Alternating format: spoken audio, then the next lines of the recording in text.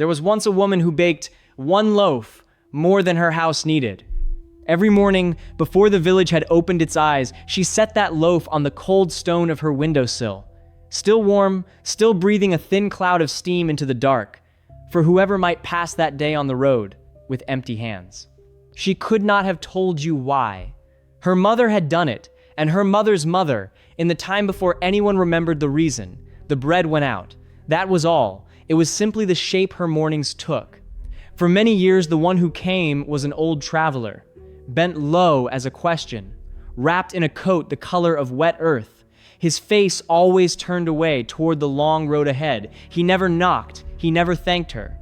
He took the loaf in two cracked hands, and he said the same words every time, not to her, but to the road in front of him. What the hands give, the road remembers. What the heart keeps back, it carries. Then he was gone into the morning mist, and she would close the shutter and begin her day. The years were not gentle. Her husband was buried under the willow. Her fields grew thin. And her only son, the boy she had raised on that very same bread, had gone away over the hills to seek a brighter life, promising to write, promising to return. No letter ever came. Season after season, she set the loaf on the sill, and the old traveler took it and said his words and walked on.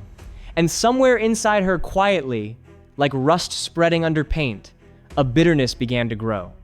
Why do I feed this silent stranger, she thought, on a night when the wind found every crack in the house, while my own son forgets the woman who fed him first? Why does the road remember everyone but me? The thought sat down beside her and would not leave. And one bitter winter night, when the cold had hollowed her out and the candle was nearly gone, she did a thing she could not later explain. She kneaded the morning's loaf with hands that were not quite her own. And into the soft, pale dough, she worked something dark, something bitter she kept in a jar at the back of the cupboard. The kind of thing one does not keep for kindness. Let the road remember this, she thought. She shaped it. She baked it. And in the gray hour before dawn, she carried it to the window, the warmth of it strange and accusing against her palms. But at the sill, her hands would not open. She stood there a long time, the loaf trembling between her fingers, the cold pouring in, and she thought of all the mornings and all the hands the road had carried bread to, and she found she could not do it. She turned. She threw the loaf into the last of the fire and watched it blacken and curl until there was nothing left to forgive.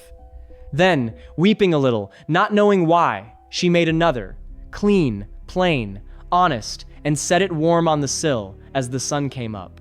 The old traveler came as he always came. He took the loaf in his cracked hands. He said his words to the road, and he was gone. That night, there was a knock.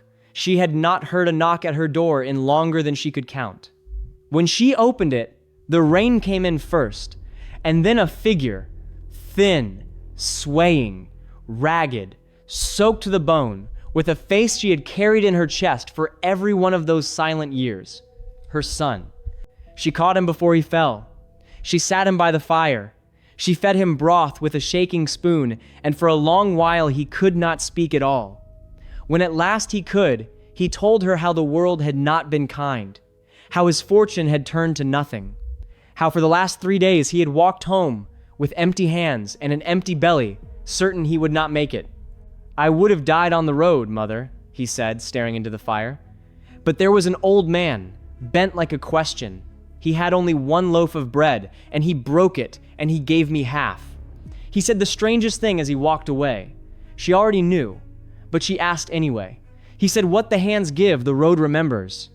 The fire cracked, the rain went on, and the woman sat very still, holding her son's cold hand in both of hers, understanding at last whose life she had nearly poisoned at the back of her own cupboard, and whose hand had carried her bread back to her across the hills. She did not tell him. Some things are too heavy to set down on someone you love. The next morning, before the village woke, she set out 2 loaves on the cold stone sill, one for the road and one in case it was hungry twice. And from that day, she baked without bitterness, because she finally understood the thing the old man had been saying to the road all along. We think the bread we give is lost. We watch it carried away into the mist by strangers who never thank us, down a road we cannot follow, and we believe it is gone. that kindness is a coin dropped into a well with no bottom. But the road is rounder than we know. It bends far out past our seeing, and one cold night it brings back to our own door the very thing we set out, sometimes as a stranger, sometimes as a son. So when your hands grow tired of giving, and no one says thank you, and the window stays dark, and you begin to believe the world has simply forgotten you, set the bread out anyway. What the hands give, the road remembers. And what we send into the dark, sooner or later, walks the long way home.